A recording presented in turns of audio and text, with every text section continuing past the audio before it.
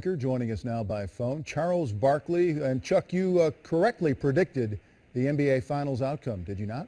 I did. Them little boys wore down, and they must have been pissed. They went out and got Kevin Durant to come back stronger next year. All right, well, I want to get to Durant in just a moment, but we're coming off this Bulls story. And Dwyane Wade, Chuck, if anyone appeared to be a lifer with one team, it looked like Wade. But the Kobe Bryant golden parachute wasn't available, was it?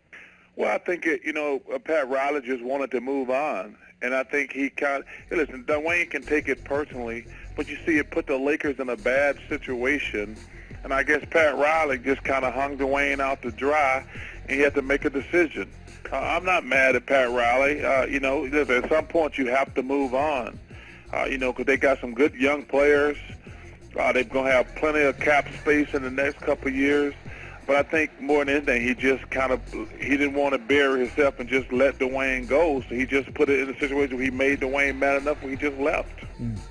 All right, let's talk about now the Kevin Durant situation, Chuck. And earlier this week on a national radio show, you discussed KD to Golden State, and the quote was this. He weakened another team, and he's kind of gravy training on a terrific Warriors team. And you said that you were disappointed in his decision. Do you still feel that way? Yeah, of course. Probably even more. I mean, listen, Kevin's a terrific player. I just wish he had stayed in Oklahoma City. Piggybacking on those guys in Golden State, they probably, I don't know if they'll win it next year, but they're going to have a chance the next probably 4 or 5 years. It won't be the same as being the bus driver instead of being a bus rider. I mean, clearly, Steph and Clay are the two best players on that team. He might, when he gets there, he'll be in that conversation. But to jump on another team, I thought that was, I was disappointed.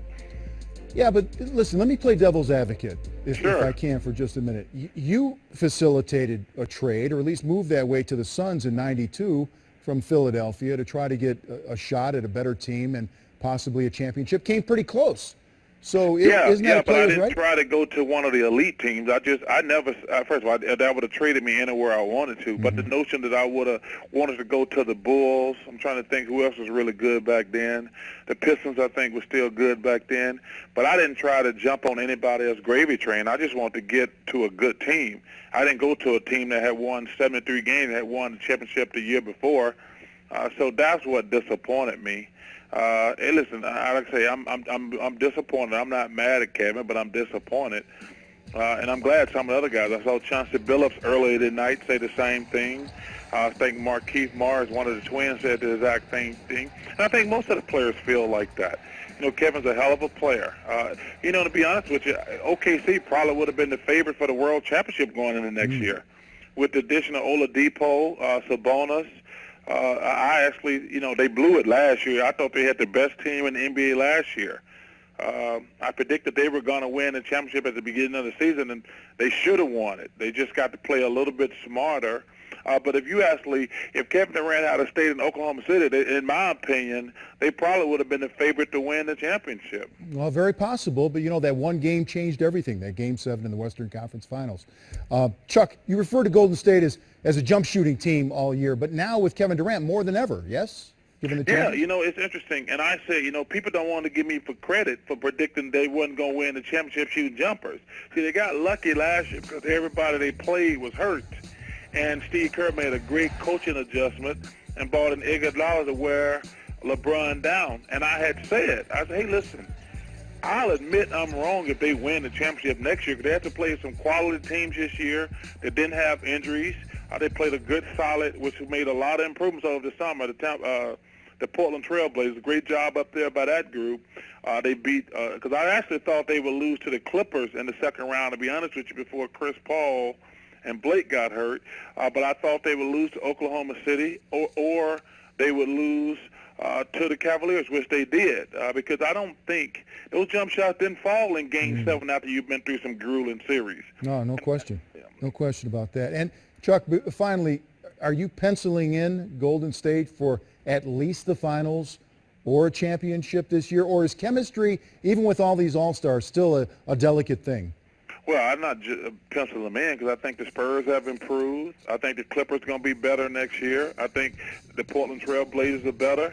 I think I'm going to still have the same philosophy. Can they shoot enough jump shots? Can they rebound the ball? Can you punish them down low? I think they're going to have some of the same issues that they had this year. I mean, Kevin's a hell of a player, but he's just a jump shooter also. And half the time he's not going to have the ball because it's going to be in Clay and Steph hands. If they don't get some big guys and some big bodies so they won't get hammered on the boards or get hammered down low. Because like I say, Pau Gasol down low going to be a handful for them boys. Chuck, how much? And you pencil in LaMarcus. How are they going to guard Pau Gasol and LaMarcus Aldridge? They're not going to be able to guard them guys down low. And now they got Kawhi Leonard. He's going to be able to stop one of those guys. So instead of handing those guys the trophy, they're going to have some of the same issues that they did last year. Well, move, counter move. Chuck, before I let you go, how much is Charles Barkley in his prime worth in this market we're living in today? Woo! Hey, tell you what, some of these guys are making $30 million. I know I'd get at least $30 million. But you know what, man? God bless these guys. They worked their behind off, and but thanks to TNT and ESPN, we gave them $2.5 billion a year to divide up, and they still only getting 49%. Everybody's going crazy what the players are getting. The owners are still getting 51%.